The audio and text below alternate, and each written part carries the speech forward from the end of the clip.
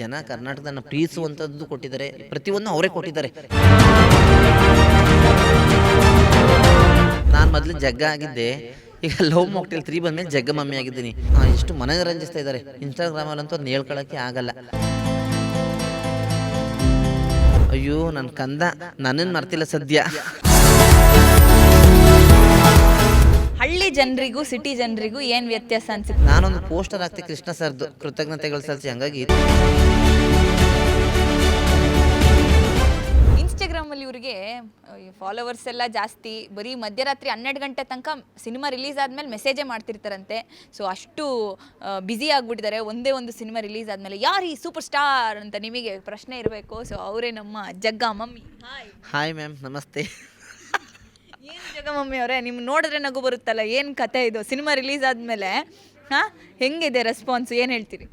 ತುಂಬ ಖುಷಿಯಾಗಿದೆ ಮ್ಯಾಮ್. ನಾನು ಮೊದಲು ಜಗ್ಗ ಆಗಿದ್ದೆ, ಈಗ ಲವ್ ಮಾಕ್ಟೇಲ್ 3 ಬಂದಮೇಲೆ ಜಗ್ಗ ಮಮ್ಮಿ ಆಗಿದ್ದೀನಿ. ಜಗ್ಗ ಮಮ್ಮಿನೇ ಎಲ್ಲ ಇಷ್ಟಪಡ್ತಿರೋದು. ಜಗ್ಗನ ಇಷ್ಟಪಡ್ತಿರೋರು ಕೆಲವರು ಆವಾಗ. ಈಗ ಫಿಲಮ್ ರಿಲೀಸ್ ಆದಮೇಲೆ ಲವ್ ಮಾಕ್ಟೇಲ್ 3 ಎಂಬ ಸಿನಿಮಾ ರಿಲೀಸ್ ಆದಮೇಲೆ ಜಗ್ಗ ಮಮ್ಮಿನೇ ಎಲ್ಲ ಇಷ್ಟಪಡ್ತಿರೋದು. ಹಂಗಾಗಿ ತುಂಬ ಖುಷಿಯಾಗಿದೆ. ಜಗ್ಗ ಮಮ್ಮಿನ ತುಂಬ ಎಷ್ಟು ಮನರಂಜಿಸ್ತಾ ಇದ್ದಾರೆ ಇನ್ಸ್ಟಾಗ್ರಾಮಲ್ಲಂತೂ ಅದನ್ನ ಹೇಳ್ಕೊಳಕ್ಕೆ ಆಗಲ್ಲ. ಇನ್ಸ್ಟಾಗ್ರಾಮ್ನ ಸರಿಯಾಗಿ ಯೂಸ್ ಮಾಡ್ತಿರಲಿಲ್ಲ. ಈ ಲವ್ ಮಾಕ್ಟೇಲ್ 3 ಈಗ 1000 ಮೇಲಾಗಿ ಹೋಗಿದ್ದಾರೆ.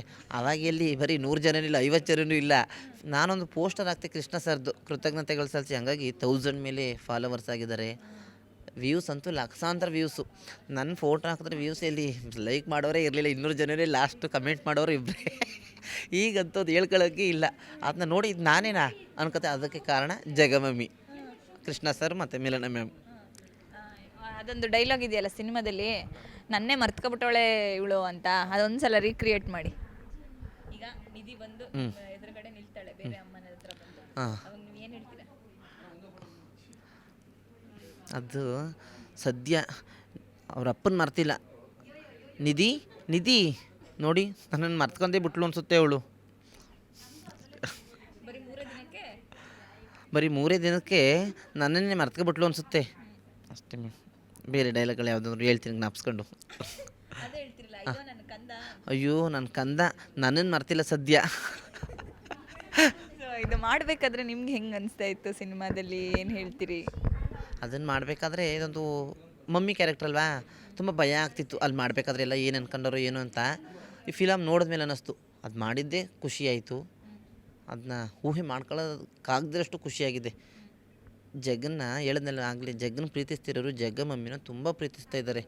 ತುಂಬ ಅಂದರೆ ನಾನು ಆ ಥರ ಊಹೆನೇ ಮಾಡ್ಕೊಂಡಿರಲಿಲ್ಲ. ಭಯ ಆಗಿತ್ತು ನನಗೆ, ಜಗ್ಗ ಮಮ್ಮಿನ ಯಾವ ರೀತಿ ತಗೋತಾರೋ ಜನ ಅಂತ. ಆದರೆ ತುಂಬ ನನಗೆ ಮನಸ್ಸಿಗೆ ಟಚ್ ಆಗುವಂಗೆ ತಗೊಂಡಿದ್ದಾರೆ.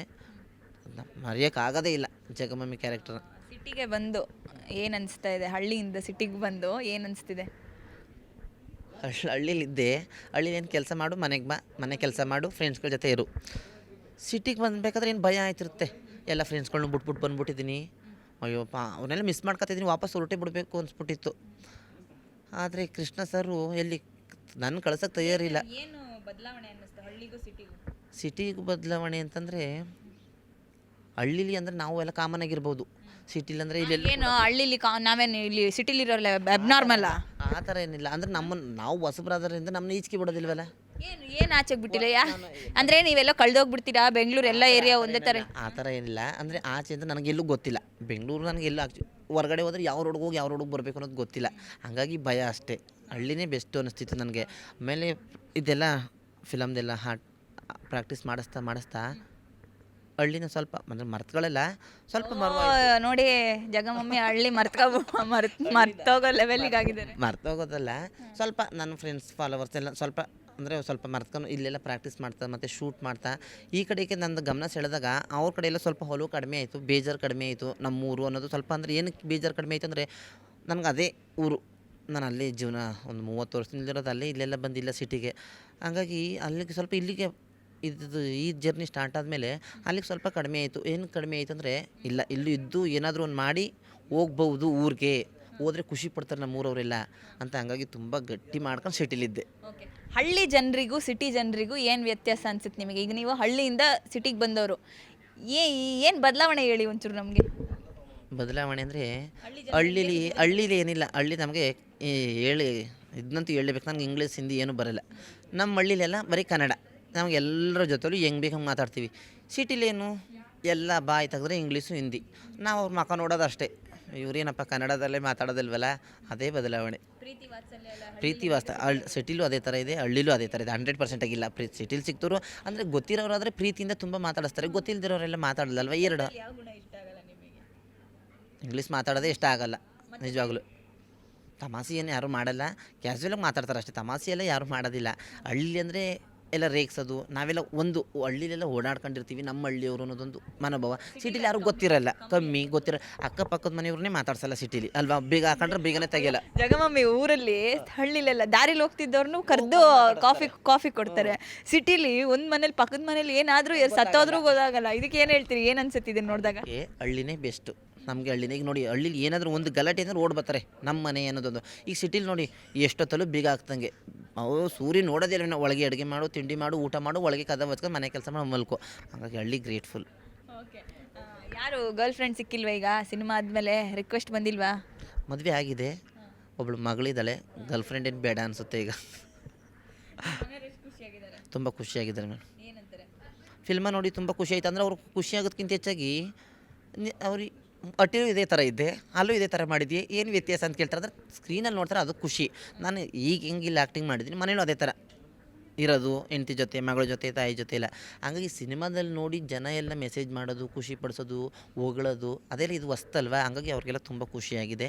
ನನ್ನ ಮಗಳು ನೋಡ್ತಾಳೆ ಮೊಬೈಲ್. ಅವ್ರಿಗೆ ಅಂದರೆ ಸಿನಿಮಾ ತೋರಿಸಿ ಥಿಯೇಟ್ರಲ್ಲಿ ನನ್ನ ಮಗಳಿಗೆ ಒಬ್ಳಿಗೆ ಮೊಬೈಲಲ್ಲಿ ನೋಡಿದಾಗ ಹೇಳ್ತಾಳೆ, ಅಪ್ಪ ನೀನು ಪಿಕ್ಚರಲ್ಲಿ ಮಾಡಿದ್ದೀನಿ ನೋಡಿಲಿ. ಹಂಗಾಗಿ ಅವ್ಳಿಗೆ ಇನ್ನೂ ಗೊತ್ತಿಲ್ಲ ಅಲ್ವಾ ಪಿಕ್ಚರ್ ಅಂದರೆ ಏನು ಅಂತಲೇ ಗೊತ್ತಿಲ್ಲ. ಪಿಕ್ಚರಲ್ಲಿ ಮಾಡಿದ್ದೀನಿ ಅಂತ ಮಾತ್ರ ಹೇಳ್ತಾಳೆ. ಮಮ್ಮಿಗೆ ಎಷ್ಟು ಸಂಭಾವನೆ ಕೊಟ್ಟರು, ಎಷ್ಟು ದುಡ್ಡು ಕೊಟ್ಟರು ಸಿನಿಮಾಗೆ? ಅದೆಲ್ಲ ನನಗೆ ಸೀಕ್ರೆಟನ್ನೆಲ್ಲ ನನಗೆ ತುಂಬ ಖುಷಿಯಾಗೋಷ್ಟು ಕೊಟ್ಟಿದ್ದಾರೆ. ನನಗೆ ನಾನು ಊಹೆ ಮಾಡ್ಕೊಳಕ್ಕಾಗದಷ್ಟು ಕೊಟ್ಟಿದ್ದಾರೆ. ನಾನು ಅಷ್ಟು ಸಂಪಾದನೆ ಮಾಡೋಕೆ ಆಯ್ತಿರಲಿಲ್ಲ. ಅಂದರೆ ಕೂಡಾಕಿದ್ರೆ ಇಡ್ಬೋದು, ಖರ್ಚಾಯ್ತಿರುತ್ತೆ. ಕೆಲಸ ಮಾಡಿ ಸಂಬಳ ತಗೋ ಖರ್ಚು ಮಾಡಿ ಆ ಥರ ಇರುತ್ತೆ. ಒಟ್ಟಿಗೆ ಅಷ್ಟು ಬಿಗ್ ಅಮೌಂಟ್ ನೋಡಿದಾಗ ಖುಷಿ ಐತೆ. ಅಷ್ಟು ಕೊಟ್ಟಿದ್ದಾರೆ. ಮತ್ತು ಒಂದು ದೊಡ್ಡ ಅವಕಾಶ ಕೊಟ್ಟಿದ್ದಾರೆ. ಇಷ್ಟು ಜನ ಕರ್ನಾಟಕದನ್ನು ಪ್ರೀತಿಸುವಂಥದ್ದು ಕೊಟ್ಟಿದ್ದಾರೆ. ಪ್ರತಿಯೊಂದು ಅವರೇ ಕೊಟ್ಟಿದ್ದಾರೆ. ನಾನು ಆ್ಯಕ್ಟ್ ಮಾಡಿರ್ಬೋದು ಅಷ್ಟೇ, ಆದರೆ ಅವರಿಂದ ನನಗೆ ತುಂಬ ಜಾಸ್ತಿ ಕೊಡುಗೆಗಳು. ಕೃಷ್ಣ ಸರ್ ಮತ್ತು ಮಿಲನ ಮೇಡಮಿಂದ ಅದನ್ನ ಮಾತಲ್ಲಿ ಹೇಳೋಕ್ಕೆ ಆಗಲ್ಲ. ಯಾವ ಕಂಟ್ರಿ ಇಷ್ಟ ಆಯಿತು ನಿಮಗೆ? ಎಲ್ಲೆಲ್ಲ ಹೋಗಿದ್ರು? ನಮಗೆ ಅಂಡಮಾನ್ ತುಂಬ ಇಷ್ಟ ಆಯಿತು. ಆ ಟೈಮಲ್ಲಿ ಹುಷಾರಿಲ್ಲ, ಜ್ವರ ಫುಲ್ಲು. ಅಂಡಮಾನ್ಗೆ ಹೋಗಿದ್ವಿ, ರಾಜಸ್ಥಾನ, ಗುಜರಾತು, ಒಂದು 2-3 ಪ್ಲೇಸ್ ಅಂತೂ ತುಂಬ ಇಷ್ಟ ಆಯಿತು. ಹಾಗಾಗಿ ಹೇಳಿದ್ದೀನಿ, ನೆಕ್ಸ್ಟ್ ನಮ್ಮ ಫ್ರೆಂಡ್ಸ್ಗಳಿಗೆಲ್ಲ ಹೇಳಿದ್ದೀನಿ ಊರಲ್ಲಿ ಹೋದರೆ ಇಂಥ ಪ್ಲೇಸ್ಗೆ ಹೋಗಬೇಕು ಅಂತ. ನನಗೆ ಅಂದರೆ ತುಂಬ ಕ್ಲೋಸ್ ಅಂದರೆ ಕಿರಣ ಬೆಸ್ಟೆಸ್ಟ್. ಮತ್ತು ಮಹೇಶ್ ಸರಸ್ವತಿ ಅಂತ, ಅಂದರೆ ಅವರು ನಮ್ಮ ಕ್ಲೋಸ್ ಫ್ರೆಂಡು. ನನ್ನ ಕಷ್ಟ ಸುಖಗಳು, ಪ್ರೀತಿ, ಏನಾದರೂ ನನ್ನ ಕಷ್ಟಗಳಾದರೆ ಹಿಂಗೆ ಕಣಪ್ಪ ಅಂತ ಹೇಳ್ಕೊಂಡ್ರೆ ಸ್ಪಂದಿಸುವಂಥ ಫ್ರೆಂಡ್ಸ್ಗಳು. ಕೊನೆಯದಾಗಿ ನಿಮ್ಮನ್ನು ಇಷ್ಟಪಟ್ಟಂತಹ ಜನರಿಗೆ ಏನು ಹೇಳ್ತೀರಿ? ಅವ್ರಿಗೆ ಏನು ಹೇಳಬೇಕು ಅಂತಲೇ ಗೊತ್ತಿಲ್ಲ. ಯಾಕೆಂದರೆ ಅಷ್ಟು ಇಷ್ಟಪಟ್ಟಿದ್ದಾರೆ. ಊರಲ್ಲಿ ಇಷ್ಟಪಡ್ತಿದ್ದಾರೆ ಅಷ್ಟೇ. ಯಾರು? ನಮ್ಮ ಫ್ಯಾಮಿಲಿ, ನಮ್ಮ ಫ್ರೆಂಡ್ಸ್ಗಳು ಪ್ರತಿಯೊಬ್ಬರು ಇಷ್ಟಪಟ್ಟು ಜಗ್ಗು ಮಮ್ಮಿ ನಿಮ್ಮ ಆ್ಯಕ್ಟಿಂಗ್ ಸೂಪರ್, ಆ್ಯಕ್ಟಿಂಗ್ ಬೆಂಕಿ, ಪ್ರತಿಯೊಂದು ಯಾವ್ಯಾವ ಥರ ಮಾಡ್ತಿದ್ದಾರೆ ಅಂದರೆ ನಾನು ಅದನ್ನ ಕನಸಲ್ಲ, ಅದನ್ನ ನೆನ್ಸು ಮಾಡಿದ್ದಾರೆ ಕೃಷ್ಣ ಸರ್. ಮಾಡಬೇಕು ಅಂತ ಆಸೆ ಇದೆಯಾ? ಖಂಡಿತ. ಈಗ ಸಿನಿಮಾ ರಂಗಕ್ಕೆ ಬಂದಮೇಲೆ ಆಸೆ ಇದ್ದೇ ಇರುತ್ತೆ. ಸಿನಿಮಾ ಮಾಡಬೇಕು, ನಾವು ಬೆಳಿಬೇಕು, ನಮ್ಮಿಂದ 4 ಜನಕ್ಕೆ ಏನಾದರೂ ಸಹಾಯ. ಈಗ 1000 ಫಾಲೋವರ್ಸ್ ಅಂದರೆ ಈಗ ಎಷ್ಟು ಫಾಲೋವರ್ಸ್ ಮಾಡ್ಕೋಬೇಕು ಅಂತ ಪ್ಲ್ಯಾನ್ ಮಾಡಿದ್ದೀರಾ? ಅದು ಜನಗಳ ಮೇಲೆ ಬಿಟ್ಟಿರೋದು. ಅವ್ರು ನನ್ನ ಫಾಲೋ ಮಾಡೋದಲ್ವಾ, ಅವ್ರಿಗೆ ನನ್ನ ಮೇಲೆ ಎಷ್ಟು ಪ್ರೀತಿ ಇದೆ ಅಂತ ಅವರೇ ತೋರಿಸ್ಬೇಕು. ನೀವು ನನ್ನ ಫಾಲೋ ಮಾಡಬೇಕು. ನೋಡಿ ಇಲ್ಲೇ ಫಾಲೋವರ್ಸು ಮಾಡ್ಕೋತವ್ರೆ ಒಂದು. ಆಯಿತು, ಫಾಲೋ ಮಾಡೋಣ ಅದಕ್ಕೇನು. ಓಕೆ, ಸೊ ಇದಿಷ್ಟು ಕೂಡ ಜಗ್ಗಮಮ್ಮಿಯವರ ಮಾತಾಗಿತ್ತು. ಸಿನಿಮಾದಲ್ಲಿ ಫಸ್ಟ್ ಪಾರ್ಟಲ್ಲಿ ಬಹಳ ಚೆನ್ನಾಗಿ ಎಲ್ಲರನ್ನ ನಗಿಸಿದ್ದಾರೆ. ಸೊ ಮತ್ತಷ್ಟು ಅವಕಾಶ ನಿಮಗೆ ಸಿಗಲಿ, ಇನ್ನೂ ಒಳ್ಳೆ ಹೆಸರು ಮಾಡಲಿ ಅಂತ ಹೇಳ್ತಾ, ಕ್ಯಾಮ್ರಾ ಪರ್ಸನ್ ಶ್ರೀನಾಥ್ ಜೊತೆ ಭೂಮಿಕಾ ವಿ, ವಿಜಯವಾಣಿ, ಬೆಂಗಳೂರು.